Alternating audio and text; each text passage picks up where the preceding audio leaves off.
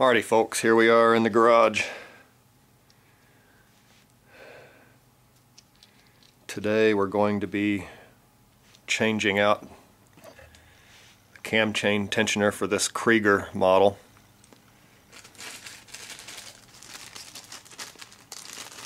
This is a manual cam chain tensioner that's made by a gentleman that's on Thumper Talk. That's where I found him. That's his little sticker there, and you can go to his website, which I'll put in the description. This is a Kawasaki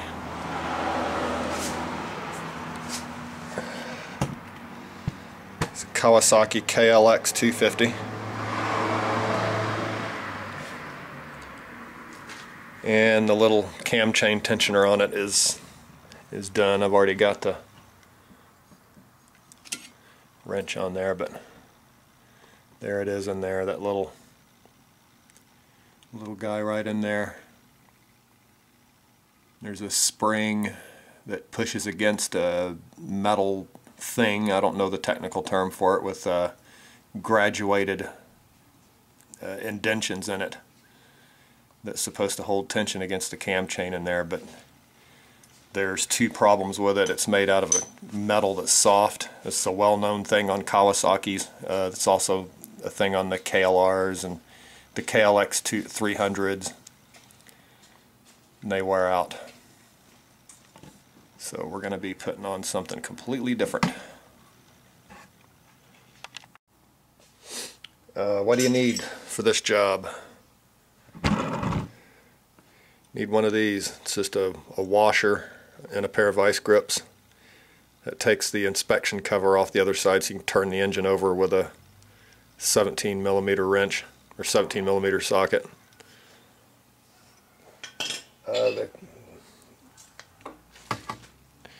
The bolts on that cam chain tensioner, the Kawasaki, is they're 8mm. When you put the Krieger model, the tensioner on there, he's got 4mm. Sorry, I live on a traffic street. Anyway, these are 4mm Allen wrenches, Allen socket heads there, so you're going to need a set of those, metric Allen wrenches, and then everything else is just basic stuff. 17mm socket, 8 and 10, 12mm sockets. I'm using both 3/8 and 1/4 inch drive, but you know, you can use whatever you got. Okay, take this big bolt out first.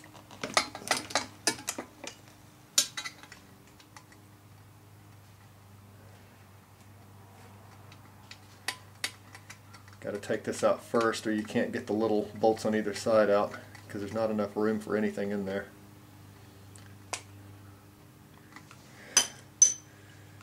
There's the spring.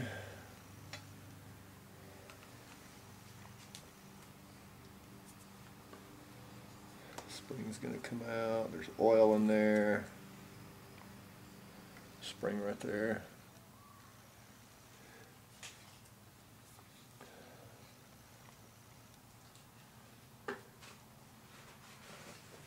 Should have enough room to get these two bolts here off now.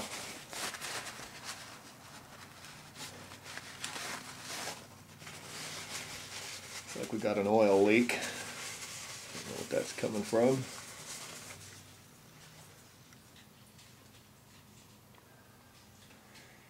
Should be able to get our 8mm socket on these now.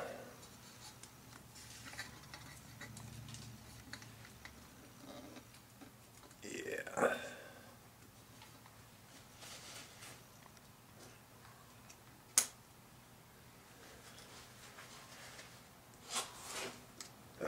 So, take the inside one off.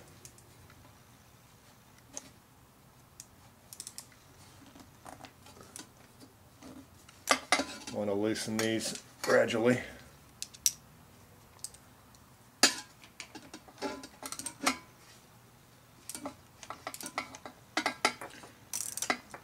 Want to kind of pay attention to how tight they are.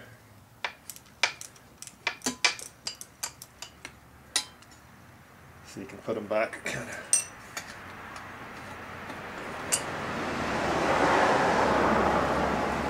Want to put those back same tightness, but there is a torque specification in here that I don't remember what it is, but it's in the instructions. Krieger's sends you a really nice set of instructions with this. It's pretty easy to follow if you're handy.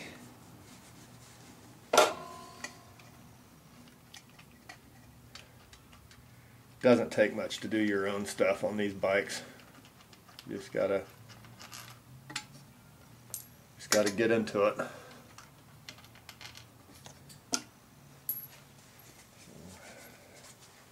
Remove those two bolts. This is just going to come off like that. Pull straight out. There's an O-ring on there. And then that's the portion that pushes against the slider in here. There's a thing in here. I don't know the technical term for it. I call it a slider, but the chain rides along that. Let's see if you can see these graduations here. That's what that spring tightens against, and as you can see right there, look how wore that is just completely gone right there.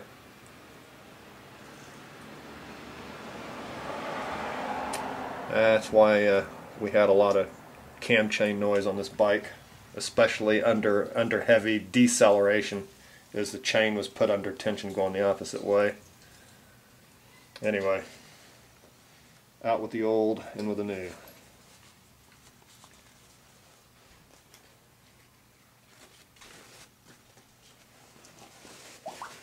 As you can see there, our oil leak was coming from around that. I'm going to get a clean rag and some cleaner. I don't know what I have. You want to clean this off with the old acetone or contact cleaner or anything, and take the oil and grease off of there so your new gasket will seal. And as you can see, the Krieger model does not have an O-ring like the old one did. The one we just pulled out has an O-ring that fits inside of here.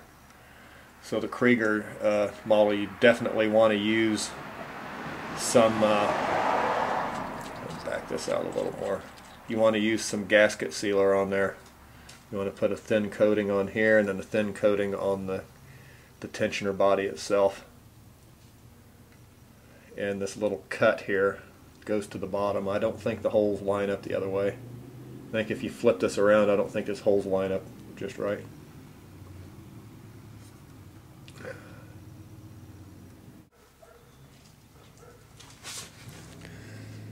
Yeah.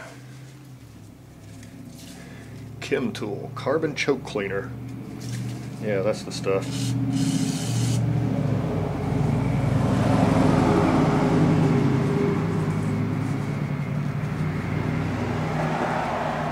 Folks, I do not live on Main Street, but it sure sounds like it.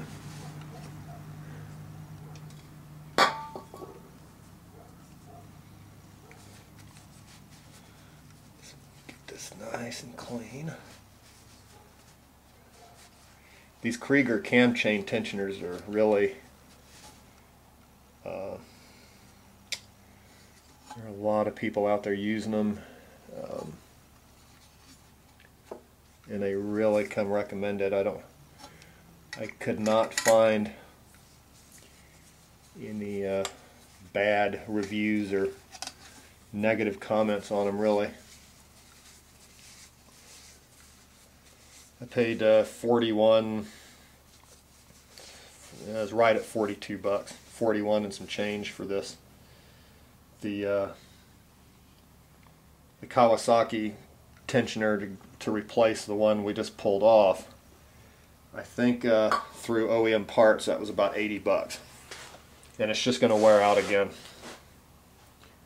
It's going to wear out within 5 years of putting it on there, so that was my reasoning behind this. Alright, we'll pull these bolts off here. A couple little plastic things on there. You push those off. Well, there we go. Let's push that off.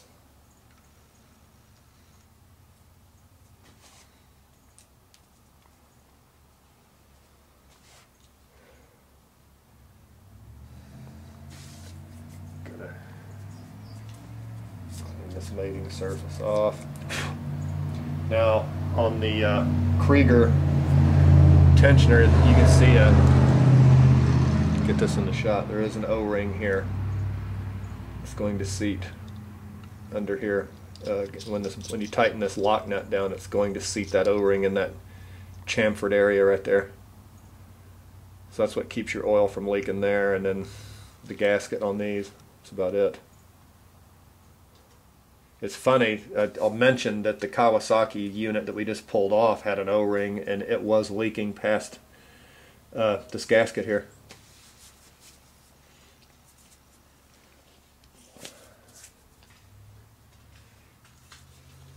My gasket seal is Prime Seal. This is a Type 3 Aviation. You can use this on anything. The Type 3 Aviation is what I use it on outboard engines and all kinds of stuff. And this is some really gunky crap, but this stuff here is years old. But you store these upside down when you put them in your shelf. You store it sitting on the cap upside down, and this stuff doesn't harden in the bottle. Mix it up there a little bit. We're just going to dab. We're going to dab a little tiny of this.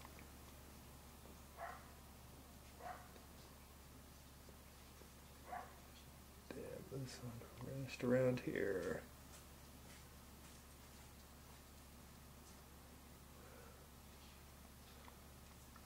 Both sides of the bolt holes. We'll wipe up any excess junk later. Anyway, I'm going to put a little dab. Just keep my head out of the shot here. Keep a little right there and around that bolt hole. And around here. Just around that flange right there. I don't know if you can see in there, my big meat hook in the way. But that's what you want. Just this mating surface, notice how thin that is. Wow. Definitely want to use a gasket sealer. You do not want to put this on there just with that paper gasket, because I am fairly certain it wouldn't seal.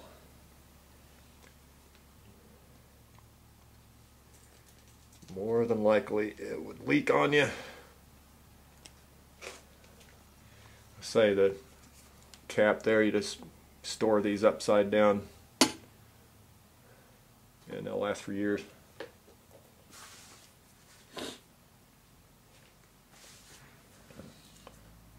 So we're going to take our paper gasket. It's the same, it's just a die cut gasket, and I'm going to put it on the tensioner, not over here, because I think it's just going to be too much of a pain.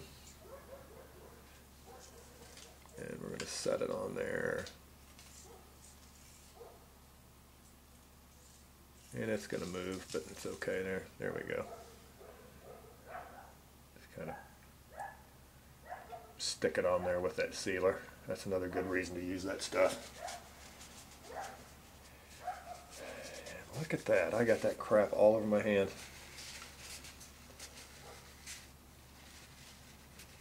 How does that happen? Anyway, there's the little cut I mentioned earlier. That's going to go towards the bottom, and we're going to, unfortunately on this one you can't really move anything out of the way, so you got to deal with this thing sticking out there. I'm going to back this nut and pull this O-ring back. I'm going to pull it too much across some threads, it'll booger it up, but I just want it out of my way. And we're going to take the inside bolt, because I just think it's going to be more of a pain to deal with. And we're going to line it up in here. And I can look through there and see where the bolt is going. Kinda, sorta. A little bit more, there we go.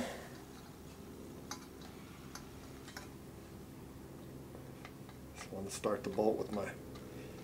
You always start your bolts with your fingers.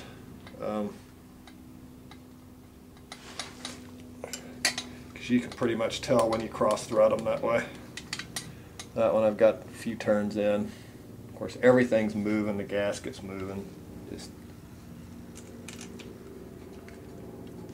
this isn't the easiest spot to mess with. Of course, this outside one's really easy. So anyway, there she is.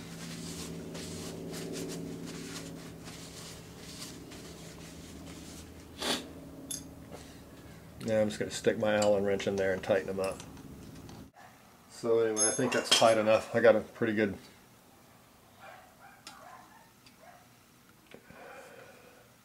So when you get this mounted in here,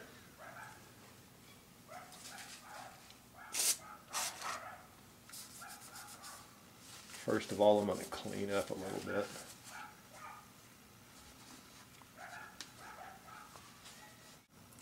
But I think that's good. So you're going to turn this just by finger tight. It's got to go quite a ways because I backed it way out. And this bolt's going to come in here and contact that slider.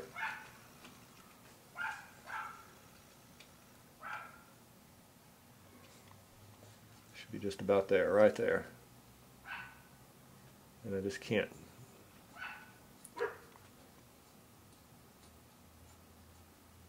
Just barely putting anything on it with my fingers.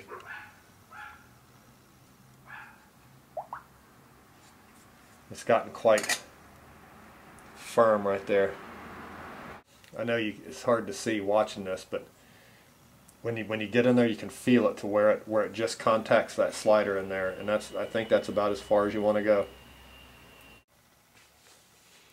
Okay, the light's going to be terrible on this.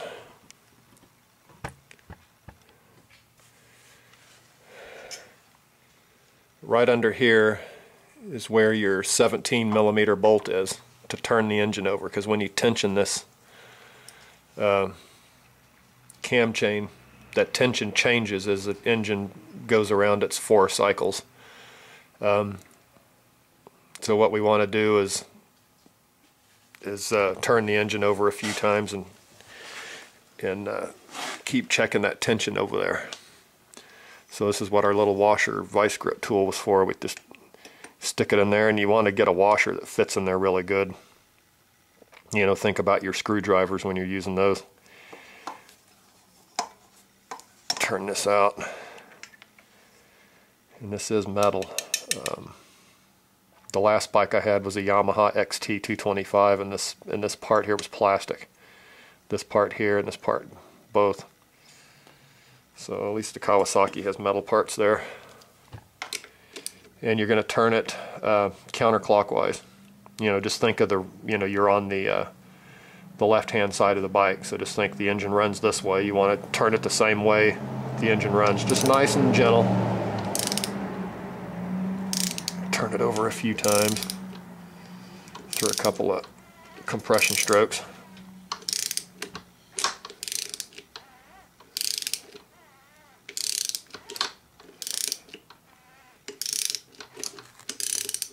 Actually, all the noise is gone out of that cam chain. Can't hear any more noise. Now that's right after a compression stroke there. So all I'm going to do is go on the other side and check that tension again. Just make sure it's just where it gets hard to turn with your hand. Maybe you get up to where it feels a little firm, and then you turn it just a little bit farther, like that. That's it. And then after you get that done, then you can start the engine and listen to it. And you can adjust this with the bike running. You don't want, you want to do this part first. You want to get it up where you can feel it hit that slider with your hand before you start the engine, because if you start the engine with too much slack in that chain, you risk the chain jumping teeth and all kinds of nastiness happen, and then like pistons hitting valves and things like that. So you want to do this part first, turn the, adjust it finger tight, turn the engine over a few times, and then check it to make sure it's still firm right there, and then you can start the engine and listen to it.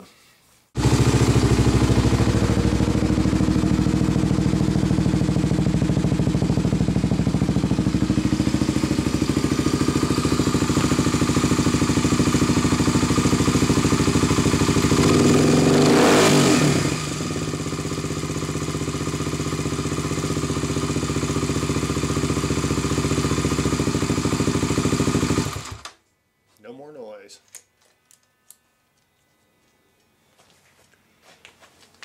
Yay!